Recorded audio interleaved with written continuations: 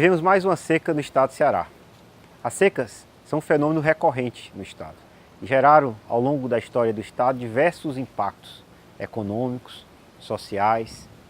E esses impactos, eles, de certa forma, povoam o imaginário da população cearense e da população brasileira sobre o estado do Ceará e sobre a questão das secas. Essas secas, elas começam a ter um impacto registrado severo a partir do século XVIII. Aconteceram secas anteriores, com registro na população indígena, mas do ponto de vista de maior escala, a seca de 1777 foi uma seca que gerou sua marca. Depois disso nós tivemos as secas do século XIX, notadamente a seca de 1888, e essas secas elas geraram um impacto econômico severo. O ciclo do gado e do algodão, que se iniciara um pouco antes dessa data, tinha 45 anos aí de desenvolvimento, com essa seca teve um impacto severo, com uma grande mortandade de gado, um processo migratório, e a seca deixa de ser um fenômeno rural para ser um fenômeno urbano. A cidade de Fortaleza cresce em 5 vezes sua população durante a seca. Várias pessoas chegam a óbito na cidade de Fortaleza em função das condições adversas originadas pela questão da seca, doenças de veiculação hídrica e outras doenças que acometeram em um dia.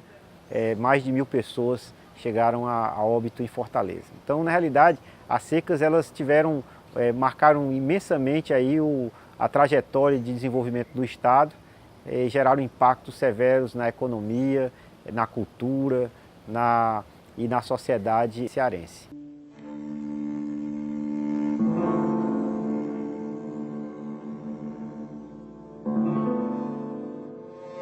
Nessa seca atual, nós estamos vivendo a pior seca, ou a seca mais severa da história moderna da região Nordeste, e especialmente no estado do Ceará. Para boa parte do estado, a seca durou 5 anos, eu diria, para a região do litoral, mas para outras regiões a seca já vai durando até 8 anos, como os sertões de Crateús e Sertão dos Inhamuns, onde o último período de chuva regular foi em 2009, né? Portanto, de 2010 até hoje, essas regiões estão com chuvas abaixo da média, ou pelo menos com o aporte hídrico aos reservatórios bem abaixo da média histórica. Portanto, é um fenômeno que está muito associado ao processo de civilização, à nossa história e à cultura do povo nordestino, especialmente do povo cearense.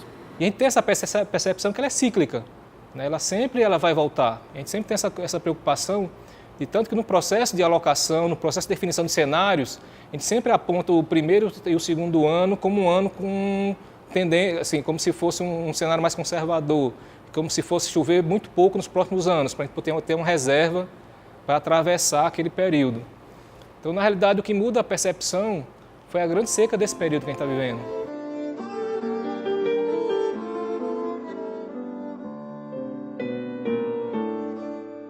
Nós tivemos muitas as cidades do nosso estado afetadas drasticamente com essa catástrofe. O saneamento foi afetado da seguinte forma. Primeiro, a escassez de água e a busca de novas soluções, de novos mananciais, para cada uma dessas aglomerações urbanas ou rurais. Se você entender de que uma cidade ficar sem abastecimento de água é muito triste.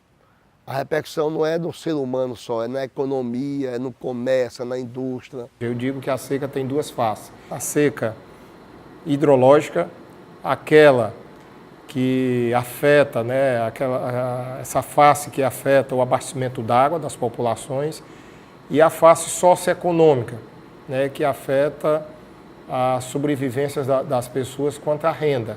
Então, eu posso ter a chamada seca verde, que geralmente não se tem qualquer safra, né, de sequeiro, como a gente chama, ou seja, a agricultura de sequeiro não propicia uma safra desejável, ou seja, as perdas agrícolas são grandes, mas Se chover forte num determinado espaço de tempo, eu posso ter os reservatórios cheios.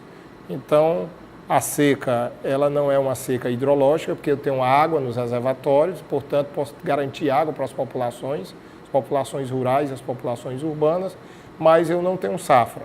Então, é a chamada seca verde. E eu tenho o inverso também. Eu posso ter uma chuva bem distribuída ao longo de 4 meses, né, da quadra chamada quadra invernosa, que me propicia uma boa safra, mas a chuva cai de forma muito distribuída no tempo e no espaço, e aí eu não tenho aporte aos reservatórios. Então, eu vou ter uma safra razoável, mas não vou ter a água garantida para a população. O que caracterizou essa seca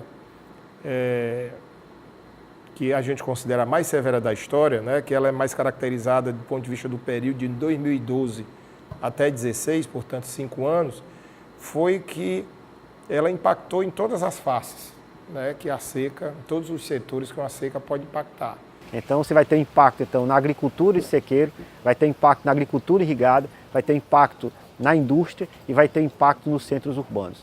E esse impacto da seca, ela vai se dar não só pela diminuição da disponibilidade hídrica, como também com a piora da qualidade da água. Quando a gente fala de qualidade de água bruta, a própria água bruta já naturalmente é uma qualidade de água bruta, ou seja, não é uma água para consumo direto. Normalmente é uma água que não tem muito sais, as águas que estão acumuladas nos açudes não tem tanto problema de sais, mas tem um problema da eutrofização, que aí naturalmente são águas que devem ser tratadas pelos sistemas de tratamento, né, pelas concessionárias de saneamento. E o problema é que com o agravamento da seca, o rebaixamento da acumulação, é natural que o acúmulo dessas impurezas que a água já tem naturalmente se torna muito mais concentrado, né, e aí sim causa um impacto seríssimo na questão da capacidade de tratamento, né? A gente sabe que devido até a limitação da capacidade das estações de tratamento, que algumas são feitas já há vários anos, décadas, algumas estações elas vinham se adaptando a um tipo de água que era possível tratar satisfatoriamente numa acumulação razoável, o açude com níveis satisfatórios. Agora, quando chega um nível que a gente está chegando com esse período de seca, a situação é bastante diferenciada. Algumas estações não têm capacidade nem de tratar com o sistema convencional que eles vinham adotando, que é um sistema simplificado que eles vinham adotando, né? Então isso também gerou um investimento muito pesado das companhias de tratamento de água, né? Mais investimento em produtos e a dificuldade realmente de tratar a água com níveis de eutrofização muito grande. Você imagina um açude com percentuais de 5%, 2% só de água, o que não deve ter de concentração dos poluentes, de impurezas, que nessa condição realmente chega até um ponto que não é possível tratar. O impacto foi violento, não só na qualidade de vida do ser humano, mas no custo do acesso à água. Se nós pensarmos que só na zona rural o Exército e a Defesa Civil chegaram a ter 3.000 carros-pipa dia no estado de Ceará para atender essa população, quanto não custa isso?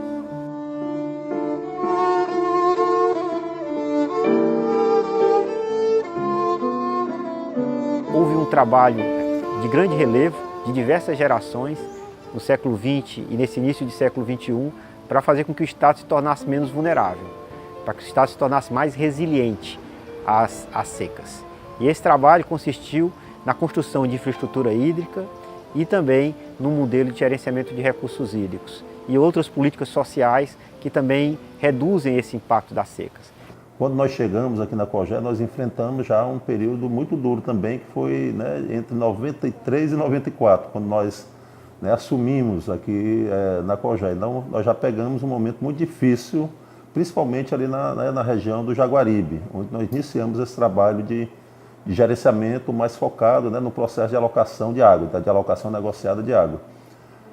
E de lá para cá nós tivemos, né, um período que se estendeu, né, de 93, acho que aí quase uns 15 ou 16 anos, com ciclos, né, eu diria, de seca também, né?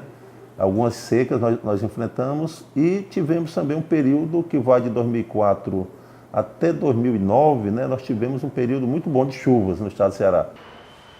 No governo da presidenta Dilma foi criado em todos os 9 estados do Nordeste o Comitê da Seca. E nós fazemos parte desde do dia da inauguração desse comitê.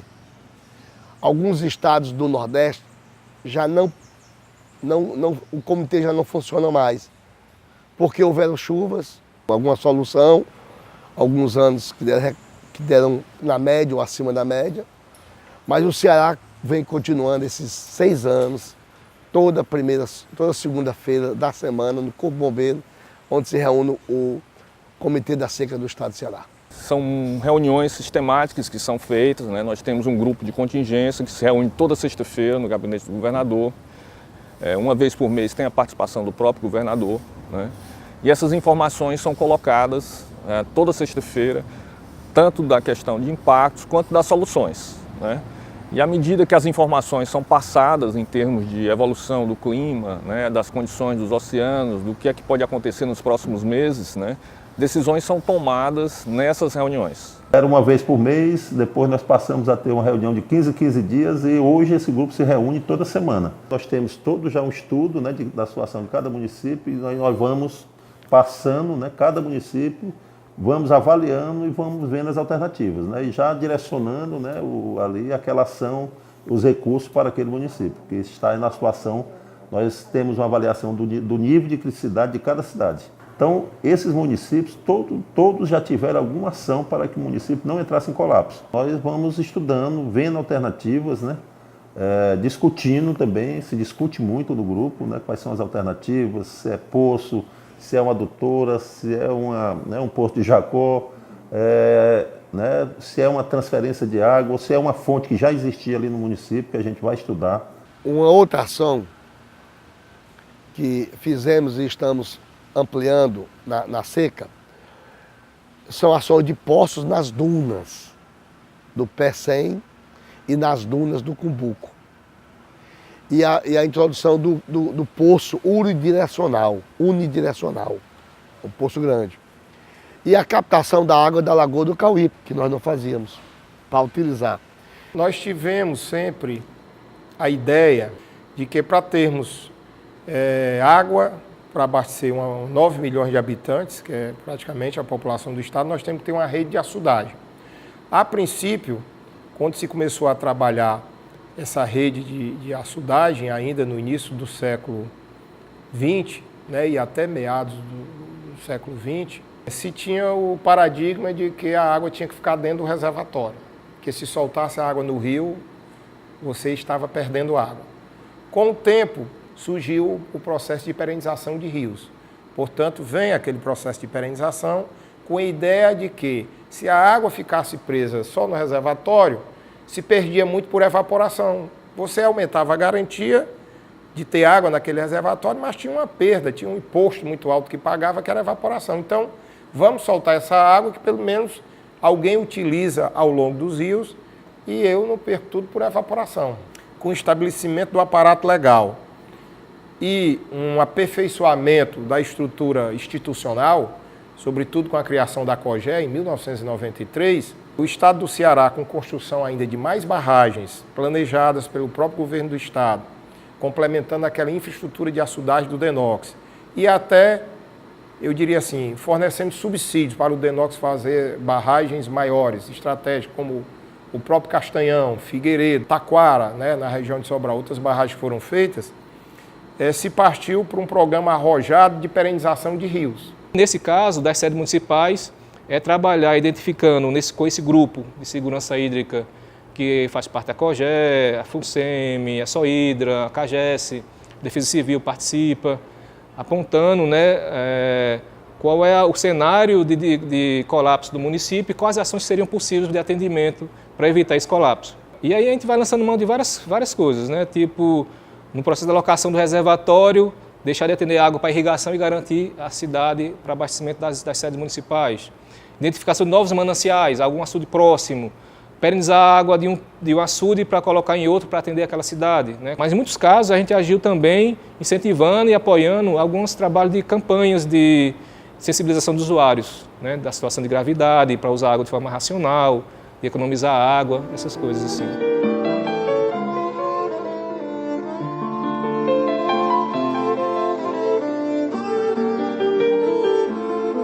Há um grande conflito, né, no processo de alocação de água, porque quem está no Vale do Jaguaribe não quer que a água venha para Fortaleza.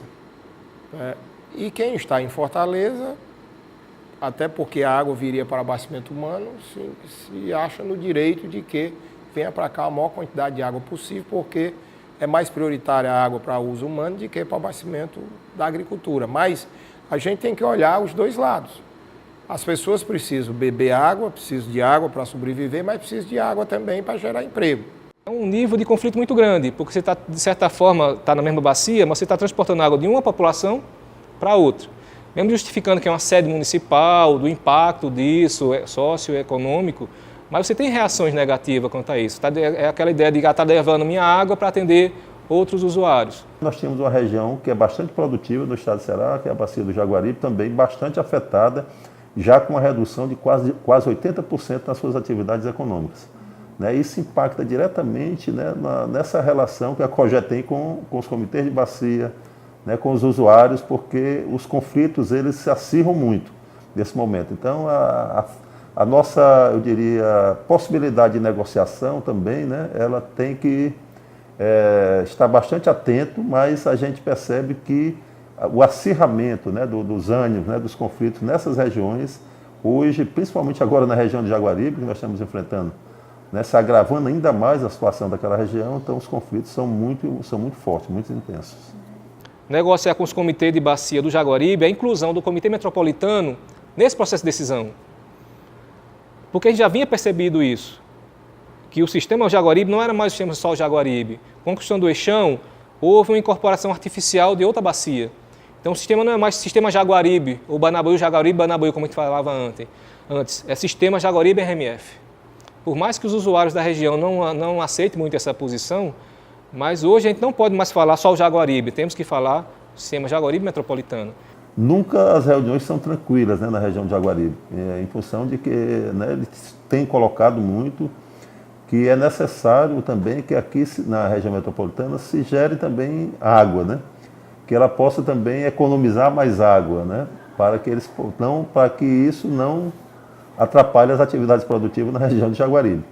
Nós respeitamos a decisão do comitê, foi bastante discutido, acirrado a discussão, e só aceitamos porque nós temos uma certa garantia de água na metropolitana esse ano, diferente dos anos anteriores. De crise hídrica, a gente sempre, de forma até empírica, trabalhávamos priorizando alguns usos.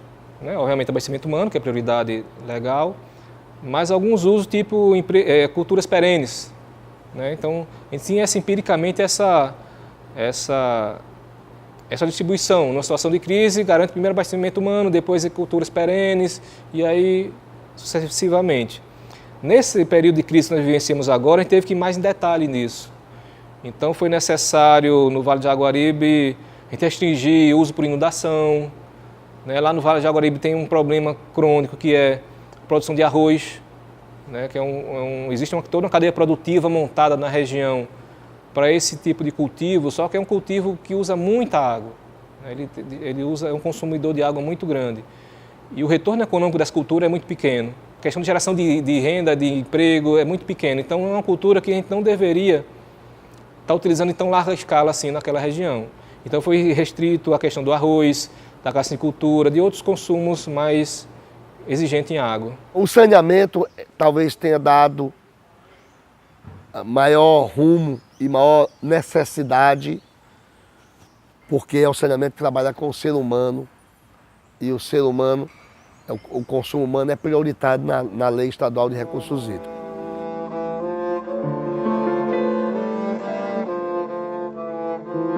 Obviamente, existem novas atividades que devem ser consideradas nesse processo de gestão de seca. O planejamento de seca hoje ainda é um planejamento muito limitado, do ponto de vista de você definir quais são as ações que vão ser realizadas durante a seca, no decorrer da seca. Se não fosse as decisões tomadas em 2009 para, eu vou chamar de não observar o plano de controle de cheia do Castanhão, hoje com certeza nós não teríamos mais água para a região metropolitana de Fortaleza, né? Foi decidido não observar o plano de controle de cheia para poder terminar o período chuvoso em 2009 com o maior estoque de água possível, né, no Castanhão, exatamente pensando no período a seguir, que já tinha indicativo de ser um período seco. Eu tenho batido muito na tecla de que a gente precisa encarar o futuro de recursos hídricos no Estado, e não só de recursos hídricos, mas da questão do próprio modelo de desenvolvimento que consuma água, numa visão diferenciada, né?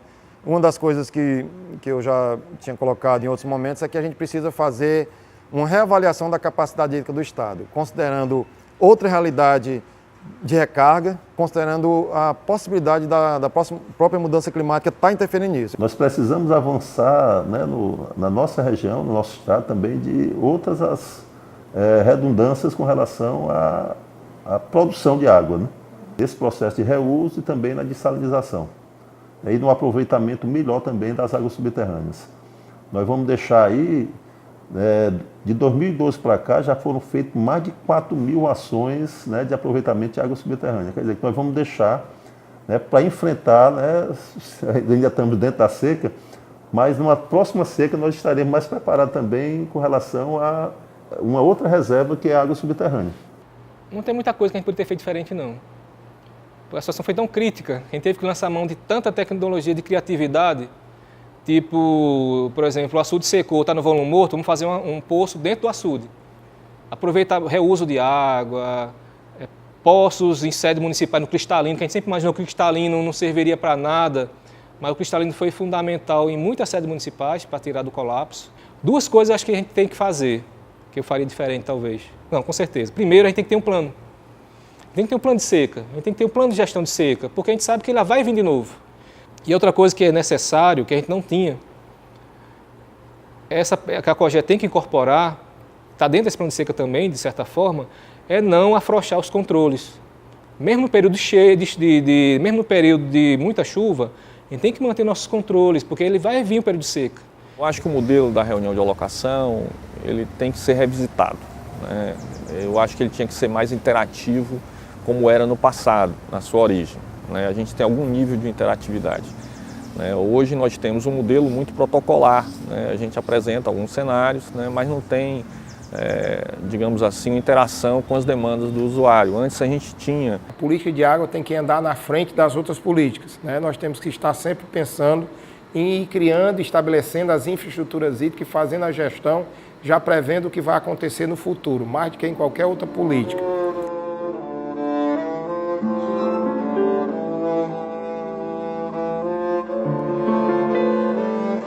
Muitas lições foram aprendidas durante essa seca. Lições que as cidades começaram a ter de como gerenciar suas águas. Os perímetros de irrigação, alguns deles fizeram um trabalho extremamente relevante no sentido de produzir mais com menos água, né, ser mais eficiente na utilização da água. Então são lições que são importantes e que precisam ser documentadas, incorporadas no planejamento para que no futuro nós sejamos mais resilientes ainda e que as secas que hão de vir no futuro sejam menos intensas, né? O estado do Ceará